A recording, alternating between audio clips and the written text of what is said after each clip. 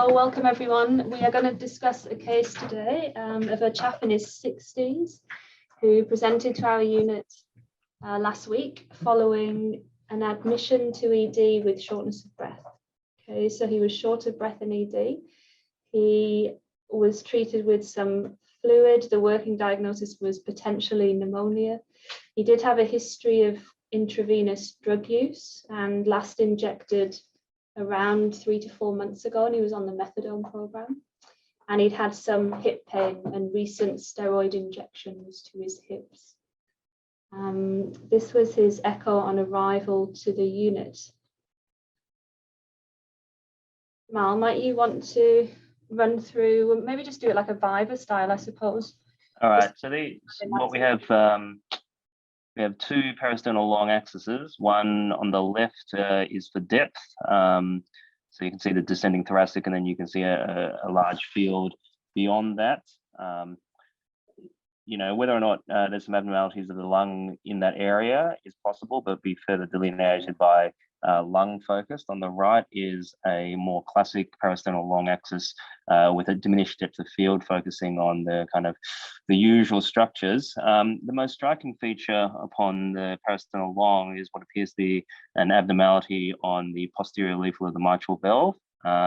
So there's a small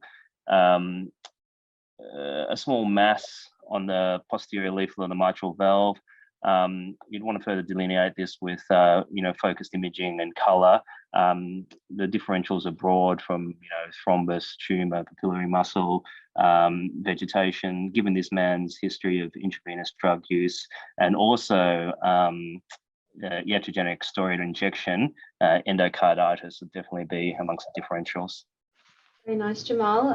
Can you describe this mass a little more for us? As I said, primarily appears adherent to the posterior leaflet of the mitral valve. You'd have to further delineate that.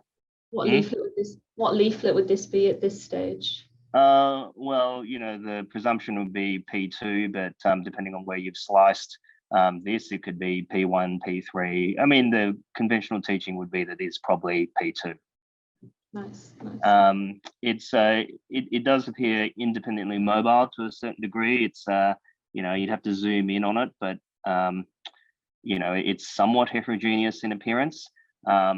With the imaging that I have coming through, I think that the differentials remain broad, and probably those three listed would be native valve leaflet, which is either flailed or myxomatous or just come apart with time, vegetation or thrombus. But I don't think you could comment on which is the most likely, just the 2D appearance. Yeah, nice, Jamal. I think the clinical context is everything as well, right? And also, what do you think about this, I guess in terms of whether just on this 2D image, whether you think it's likely to be acute or chronic, and why? Well, the man has I think he presented with a differential of pneumonia. He's 60. I don't know how long he's been injecting drug use for, but the atria appears relatively small. Again, you'd have to calculate that out. Actually, how big is that atria? Look, you'd have to quantify it, but if it was a long-term mitral regurgitation, you'd expect a larger atria. If it was a very acute setting in a man who'd previously had an entirely normal heart, you'd expect his atrial dimensions to be within normal limits. But I couldn't guesstimate the size on this image. But the size of the left atrium would give you some idea of the chronicity of his mitral regurgitation, if in fact this leaflet regurgitates. It looked like it probably would, but couldn't say for sure. So based on this, we think there is, for sure going to be, regurgitation because there's a 2D abnormality. A couple of extra questions, just all based on this single image. What direction and severity would you think the regurg would be based on this 2D? I know that you need more views of it all, but just based on this and what you've already said, this fairly large, chaotic, moving structure that, is on the atrial side of the valve, so in keeping with where a vegetation would be, in someone with a history of IVDU and recent injections into his hips. So we're thinking this is probably most likely at this stage of vegetation. It's on the posterior leaflet. what direction would you expect the regurgitation to be in? And well, classically, if you were going to hesitate a guess, you might say that I would expect a destructive lesion of this size would probably be moderately to severe anteriorly directed jet. But it's entirely possible that this is a vegetation that exists upon the leaflets and doesn't create as much regurgitation as you might expect, or it could be part of a very destructive lesion, and you're not seeing other parts of the posterior leaflet, and you could in fact have torrential mitral regurgitation related to this two-dimensional lesion. Very nice, very nice.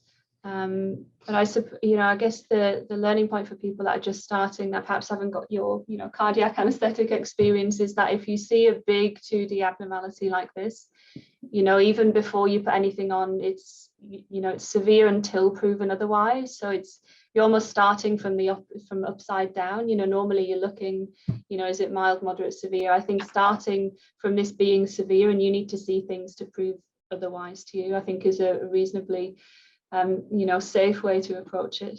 And then also just think about, whenever we're thinking about where the regurgitation is going to be, just try and go through that sort of structure. So if you've got something that, if you've got a posterior prolapse or flail, you're going to get anteriorly directed jet.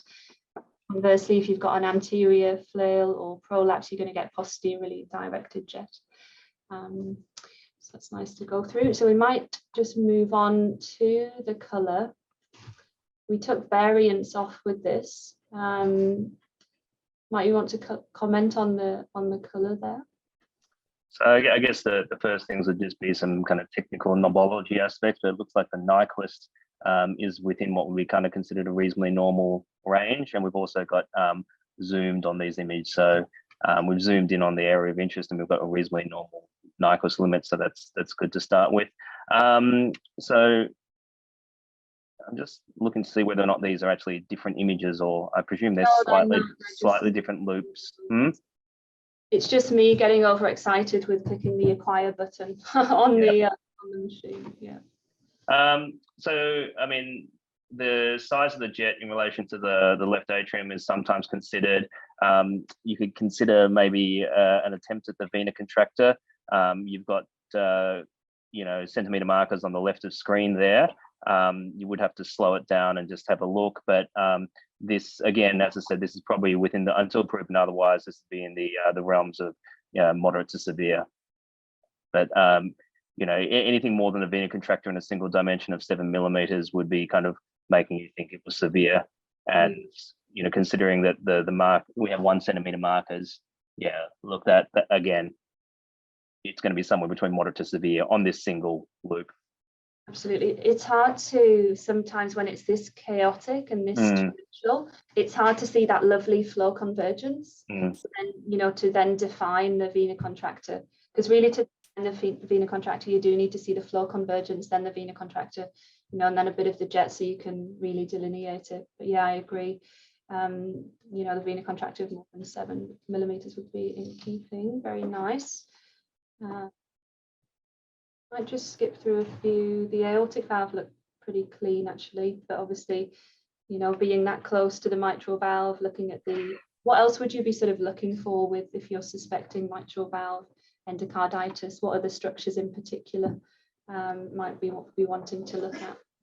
Well, I mean, in the first instance, any patient that presents with endocarditis of one leaflet should have, all the rest of them excluded. So, in terms of likelihood, I mean, if it's injecting, we haven't quite yet had a great view of the tricuspid. You'd get it on this view, but I definitely want to look at the right-sided valves and also the left-sided valves. So all of the valves in any patient who presents with, infective endocarditis from injecting, or even iatrogenic misadventure, and also, if there is concerns about mitral valve disease, and also the kind of aortomitral curtain, so anything that exists in that area and the aortic valve annulus. I mean, those images, the aortic valve looked pretty pristine.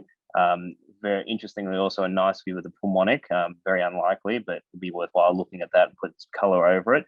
But any kind of right-sided valve imaging would be nice as well, just to look at the tricuspid. Yes, and just that, exactly right. The aortic mitral curtain is super important. It's kind of the crux of the heart, isn't it? So if you get, thickening and abscess formation there, an infection there, then you can basically fistulate out anywhere. So VSDs, fistulas into the right atrium, so acquired Gabodi defects, that's when you start getting into the realms of complete heart block and all of those sort of things, and fistulating out into the pericardium everywhere. It's just the real sort of the crux of the heart as it's described. And you certainly, if someone with mitral valve endocarditis, you want to absolutely be interrogating that region. What do you think about the left atrium? Is there anything that jumps out to you here in terms of, is there anything that jumps out to you with the left atrium, given that you've seen all of that mitral regurg? Well, it doesn't look that large. Yeah, it's not that large. And I have faith whether or not the intraatrial septum is actually moving in both directions, or it's, again, you'd have to look more carefully, but it doesn't look as if the left atrial pressure, anyway, looking at that, that was the one. You might get an idea of whether the intraatrial septum is moving throughout the cycle, which is suggestive of that's the problem. Yeah. So that's the thing. So the parasternal long that we had of that single image, it looked like it might be P2. It didn't look that big, but in this kind of apical 4, that is a very large and worrying mass. Again, you'd need the clinical story. So if he's been injecting and he's been acutely unwell, then it's probably most likely going to be infective. You have to know his markers and everything like that. Yes. But I've seen patients present with constitutional symptoms from having enormous fibroelastomas or even myxomas. But I think infective endocarditis is number one above tumors or thrombus or other masses. But that's a very large mass there, which is going to be causing a significant disruption to his valve competency. Yeah. So what? Absolutely right. There was something I was going to say. So his white cells were 30.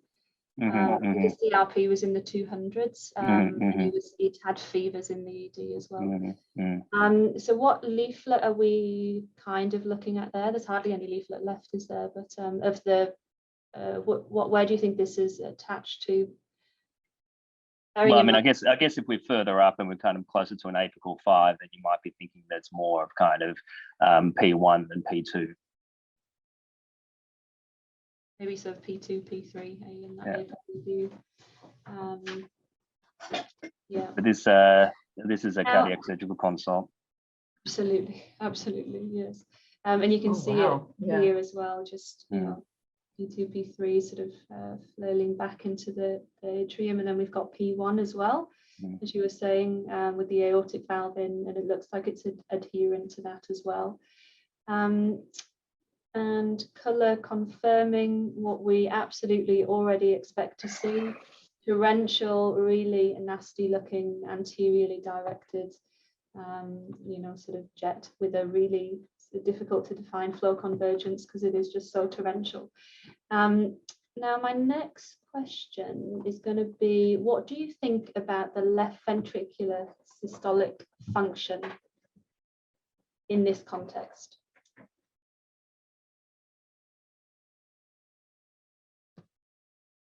We've got Dashani here as well. Hi.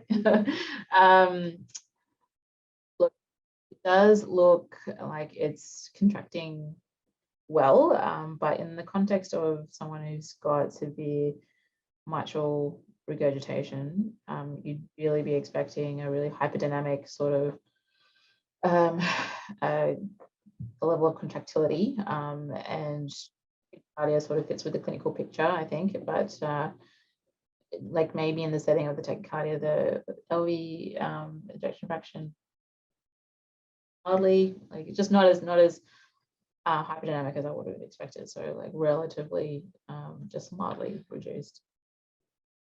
I don't know. Like, yeah, nice Dash. Absolutely. Look, so I think, I mean, normally with this degree of torrential MR, like what you see with something like this, or acute pack muscle rupture, from an infarct event or something, and you would expect the EF to be, around 70%, and this patient's probably is more around 60.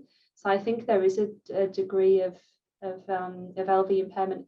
This anterolateral wall just doesn't look like it's coming in so well, like it's just not thickening that much. You see, I know we can't see the endocardial border definition that well, but you'd be worried that that wasn't thick, because you would be expected this patient to be absolutely going like the clappers.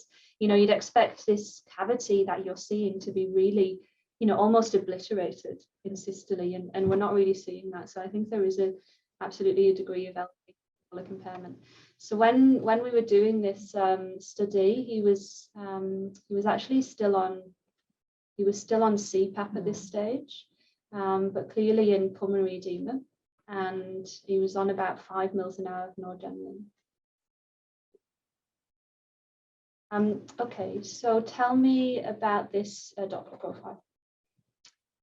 So it is the mitral valve inflow tract, and what we can see is mitral regurgitation. Can you point that to me? Can you use your pointer and just say what we're looking at? All right, so this is the regurgitant jet, essentially. It's a continuous wave Doppler.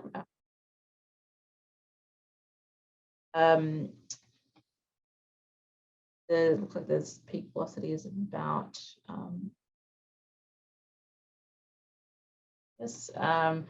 the density you're looking for is it like the density of the actual jet itself. It sort of Doppler flow, and it doesn't look as dense. So it's not as dense, and it's only partially complete. Does that mean that this is probably moderate MR? Not necessarily, no. So, it can be underestimated. It doesn't tell us the entire picture, I don't think. You can, it might be underestimated because of the direction, the eccentric nature of the jet. So we're not actually able to catch how the regurgitation is. Very nice, Dash. What hemodynamic data can you get from looking at the shape of this jet and the velocity that it's reaching? Because it's only just about, you know, the chin, not the beard, it's only just about reaching 5. So I think, I mean, correct me if I'm wrong, but I think there are 2 things that you can look at. You can look at the, is it the DPDP? DPDT, sorry. So change in pressure over time. And how would you do that? How would you measure that on here? So you measure the slope from, I think, 2 to 4, no. Yeah. So you would, I don't know whether, because this is not echo packs, I would show you how to do it, but I can't. But essentially you would zoom in on one of these. You need to have a really clear, you know, well delineated envelope, which we actually don't have for this patient. You could probably use this one because it's a really clear edge there. And you'd zoom in, and then you'd measure the change in, essentially you're looking at the change in pressure over time.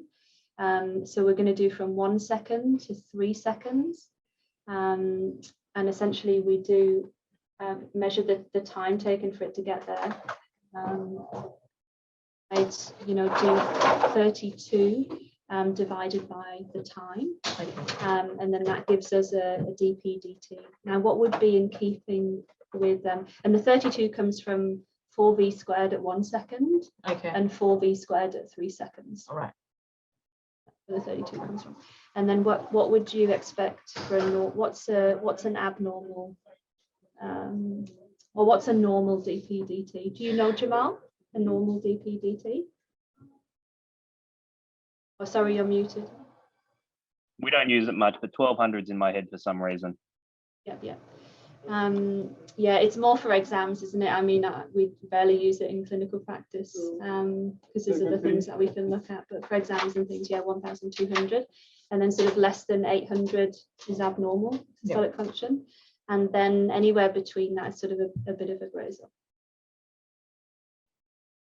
Nice. You can see that we've gone down on the baseline here to try and get that piezo dome for the mitral regurg jet. So I might just go back to else that's of use on the TTE. Okay, so I might just ask you a little bit about this. So quantifying mitral regurg with pulse wave Doppler, what kind of cutoff do we use for that, Jamal? Do you know in the guidelines?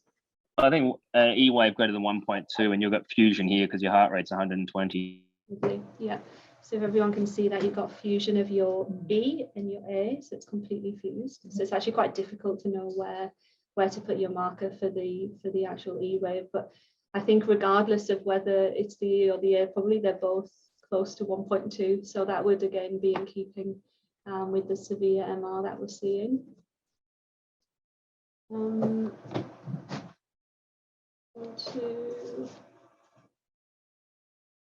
Excuse me. Now, cardiac output for this patient, his VTI was, this was a zoomed in, this is here is a zoomed in view of this to try and trace out that envelope. His VTI, I think, came to 15. And which I think he had a stroke volume of about 50 mils or something like that, but because his heart rate was 120 in sinus rhythm, his cardiac output was relatively preserved at this stage. I think, it was about 4.5, 5, something like that from memory. In terms of, we might talk about his hemodynamic management a little bit later. Again, just showing the 2 chambers. So what wall is this, Jamal?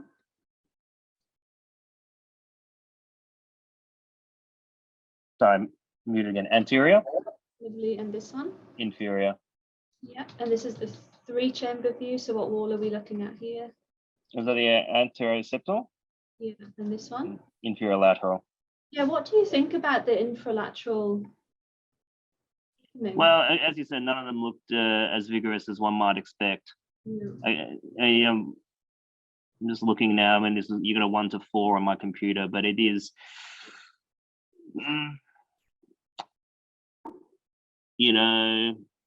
is it low normal? Is it hypokinetic? Yeah, I think I would call it hypokinetic, but I think it's almost being pulled by the other walls. You see how it's not really thickening? I mean, this is very foreshortened, right? This 2-chamber. See, if I put the way you can tell that if you put your thumb or you put the cursor at the top there and it's moving downwards, you know that you're foreshortened. So you shouldn't normally see that much of the, your apex is usually thin, right? It's normally, the motion is normally imperceptible. So if you're seeing motion there, then you're foreshortened. But yeah, I just got the impression that his left ventricle was also struggling a little bit. And I guess the question then is, why is that? Is there also some concomitant ischemia going on as well of the ventricle? So we'll talk a bit more about that when we talk about his management. And again, just that inferior wall, it's hypokinetic to me. It's just not, and even the mid segments, the basal and mid segments, that'd be sort of RCA territory. You could argue maybe the anterior wall doesn't look as bad, but you're not seeing that great endocardial border definition. Bottom line is there's a bit of concern about his ventricle. And so what would you be doing next for this man, Desh, if you were looking after him in the ICU? Well, before we move on to that, pulmonary vein analysis, which was difficult with the TTE, and I'll show you some of the images later. But essentially, we couldn't get very good views there. It was all a bit unhelpful. But normally, you would zoom in on the atria. So I think it's quite good to show what we did there. So zooming in on the atrium, zooming in on the pulmonary vein, reducing your scale down to try and get the color there. And then putting your sample volume into the pulmonary vein, but probably the sample volume there, that's a problem. So normally your sample volume, you want that between 3 and 4 to try and improve that sort of capture in the pulmonary veins, which we might have done. There you go. So increasing that up to 4 millimeters. Kieran would be proud of me for this one. So learning from, but we still couldn't get very good. So what would be your next sort of thing that you'd be thinking of, Desh? That's the rest of his exam. Some TR, there's some pulmonary hypertension, so TRV max is 3. Right atrial pressures probably somewhere between 8 and 15, something like that. Mild TR at this stage, RV function looks okay. So what might we be doing next? I'd be talking to my surgical colleagues to get sort of like, I think this patient is the thoracic center, and kind of stabilize this guy. So Yeah. we want, So he's not intubated at this stage, but he is in pulmonary edema, really CPAP dependent, starting to get agitated. yeah. So that, like, given that this guy is most definitely of cardiac surgery, we need some more imaging, detailed imaging of the valve. So you would need a tow, and given that he, from both a hemodynamic and respiratory perspective, he would need to be intubated. Yeah. Intubation, tow, and then I guess at that time, like making sure that we've thoracic center. Yeah. Very nice. So I might just stop share for a second because I'm going to open up a different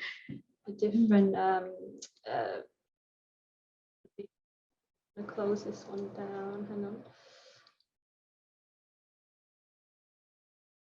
on. You're absolutely right, Desh. So I mean, he was really struggling. He needed intubating for a whole myriad of things. You know, hemodynamically, he had a lactate of 8, even though his blood pressure was normal, which is classic situation of normal blood pressure but still having profound cardiogenic shock. Let me just share this screen again.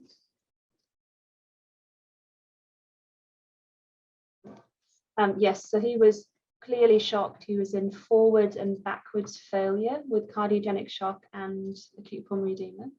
And unfortunately, in Nepean, we don't have cardiothoracic surgery on site just yet. And so we had to refer him urgently to another hospital for surgery, which is what we did. But in the interim, we also needed to resuscitate him and support his hemodynamics as best we could until he could be, transferred urgently to theatre. So with that in mind, Jamal, you must intubate these kind of patients all the time.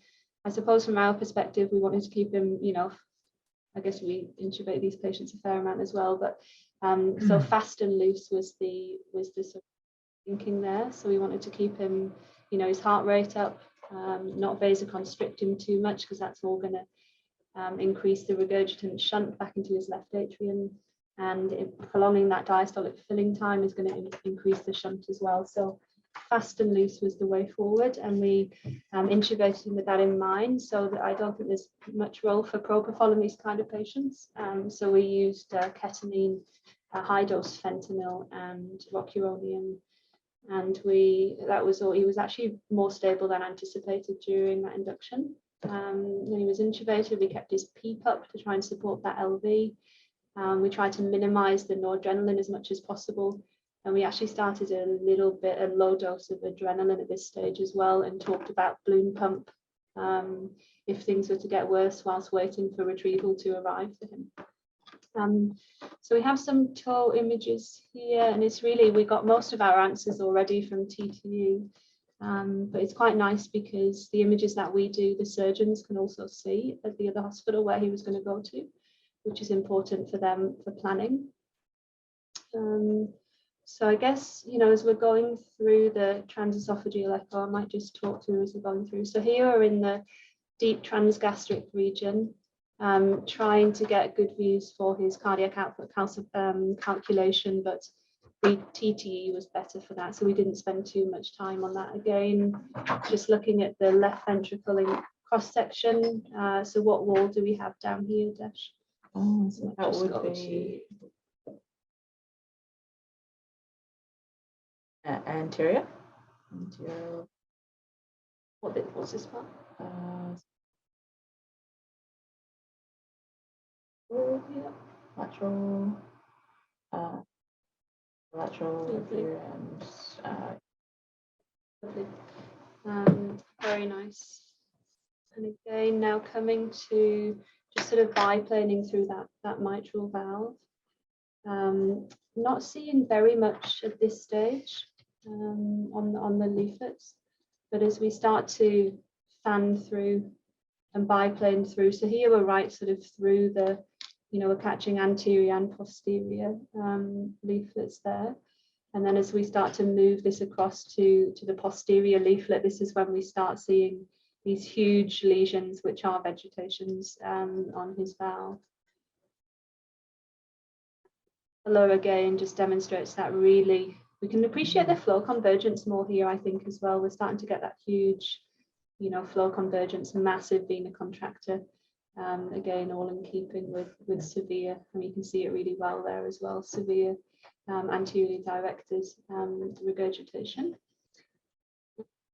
Zooming in on the, so these are, let's just use alveolar stuff.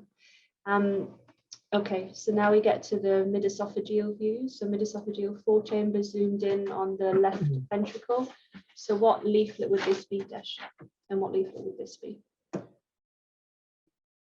Carefully. And where do you think the mass is attached to? Well, it doesn't be like there's definitely some kind of mass on the P2 valve, but there's also an immobile mass, which in this view doesn't look like it's adherent to the Again, fan through it, look through all of those things, right? But there's certainly thickening of this leaflet, maybe vegetation on that, and then maybe something popping in, you know, sort of possibly well. Yeah. Again, that really eccentric chaotic jet, anteriorly directed. Now, Jamal, don't judge too hard. This is some 3D of the mitral valve. Again, surgeons so view, so aortic view up here, posterior leaflet here, so appendages there. So this is going to be P1, P2, P3, and you can, and this is A1, A2, A3. Looking down as if the surgeon would look down on it, and we can see that there is significant, you know, lesions here. See this little sort of flare-y part as well of P1 or P2 that you can see there. It looks like it primarily involves P2, P3. And it's interesting because of this view, it looks, the first 3D render you have on the left actually looks like P1's actually reasonably free of disease. And if you look at the BICOM view in between the two images down the bottom, P1 with the circumflex almost does look pretty normal. So it correlates pretty well. I mean, it's always nice to speak to surgeons and see what they see, but it almost looks like it goes up. Like P1 has got almost no disease. P2 has got, you know, a degree of disease, plus minus is that flail leaflet that's been destroyed. I don't know, but the worst of it looks like P3. So all that stuff there looks easily the worst. And again, that you can correlate that back to your 2D mid-com there, where you see P3. Yeah. So I mean, yeah. The 3D renders are the ones that we use primarily, but looking at the 3D, it does look like P1 looks pretty good and they get progressively worse. But the good thing is that you can compare it directly to the mid-com you have there.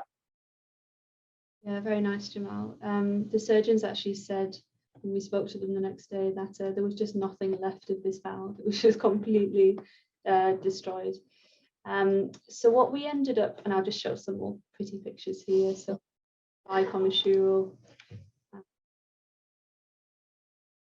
3, A2, P1, through all of those, seeing again just reaching 5, you know, suggesting some LV systolic impairment. Probably the DP DT, if you measure that out, would probably be okay on this particular one, but lovely showing those veggies. So I think there is probably a little bit of disease on P1, Jamal, but just not as chunky as and impressive as it is on P2 and P3. And here the A1, A2, P3 view, just showing that again.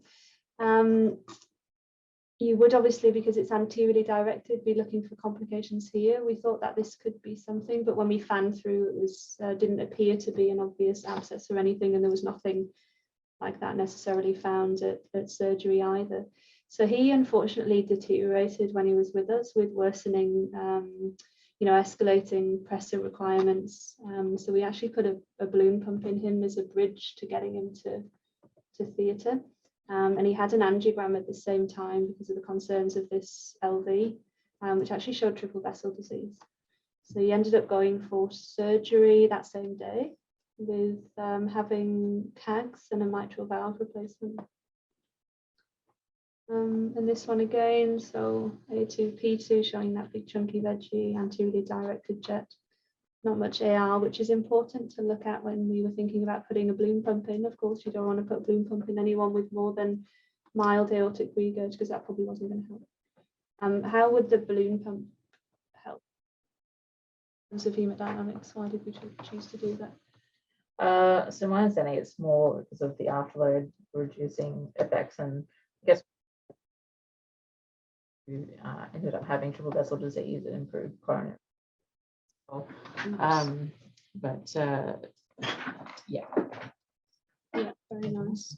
So, yeah, reducing that afterload and trying to just essentially improve forward flow and reduce regurgitation. Yeah. The tricuspid valve all looked clean. There was some mild to moderate TR, bit of pulmonary hypertension. What system are you using? Are these GE probes or? GE, yeah, okay. Yeah, okay. Their 3D color renders pretty bad, I will admit. It is, isn't it? Are you using that one there? Really? Multiple beat capture or single beat capture for the color? So this is multi-beat. Really? Yeah. That's not very good at all. No, it's we have got Philips machines, which hopefully we'll start to use more, now that we've sort of combined we'll have access to all the nice Philips machines as well.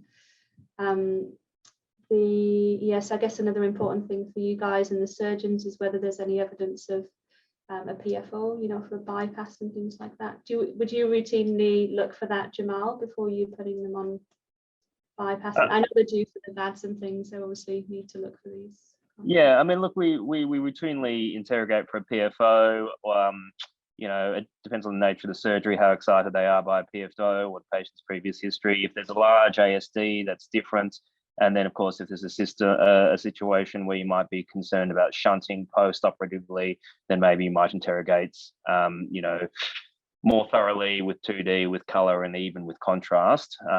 But it depends on the situation. But I would say, as part of a routine study, we'll always look for some kind of intra-atrial communication. Nice, Jamal. I might just ask you to, there's just one last thing for you guys to look at, which is pretty cool. Might you want to just critique this Doppler profile for me? Purposefully not telling you where it is or what it is. That's mean of me. But given the clinical context, what do you think the most likely thing is that it's showing? Be a pulmonary vein. Oh, lovely. Doppler. Very. What's it showing?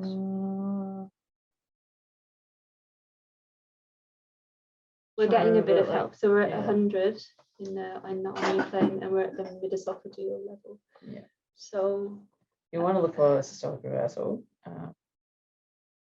You need that?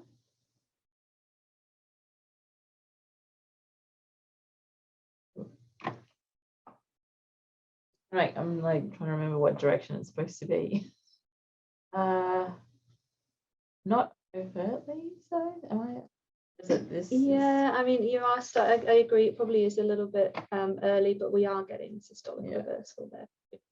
Systolic. Yeah. There's no S wave there. I think it's reversed down here. Yeah. So end diastole. Start of the QRS. Yeah. So this is all reversed. Yeah, it's nice. There's systolic reversal in the pulmonary veins. All in keeping. All right. I think if I just minimize that. If they can see yours, can you see theirs in terms of studies? No, no, I don't think we can actually. I mean, we probably could get access to it if with the right passwords and everything, but yeah, but then I was just wondering what the operative ones look like if you shared a platform, but if you don't share a platform, then you wouldn't be able to see the bypass one. Yeah, I looked at the report of the op report. I had a look at the op report, but not the actual images. But I looked at the intraoperative toll report. So all right, well, I think we'll leave it there. Hopefully you learnt one or two things from going over that case. It was quite a satisfying case in the end. Just, I guess highlighting the importance of of critical care echo in patients that are sick. You know, anyone with shock, bilateral infiltrates. You know, you came with bilateral infiltrates, shortness of breath and fever. It's not unreasonable to think about pneumonia, but we need to see, you know, is there a cardiogenic component? And then if you go looking for that, you'll often find surprises. You know, we had a clinical suspicion that this could be infective endocarditis, but I must admit I was expecting to say TTE non-diagnostic. You know, we've intubated him by, and we ended up getting most of our answers and instigating the management plan from the, you know, just from the TTE actually. So it surprises you sometimes. All right, thanks everyone for listening, and thanks Jamal for joining, and Desh. And we are in the process of putting a new sort of education program together actually, to sort of change the way that we are delivering our advanced echo education. So we will keep you in the loop with that, and yeah. Thank you. See ya. If you learnt something, hit like and subscribe to our channel for more videos uploaded weekly. For bite-sized versions, follow us on Twitter @EchoNepean and check out the tutorials. Or head over to our websites for the latest hands-on courses. Links in the channel banner. And thanks for watching.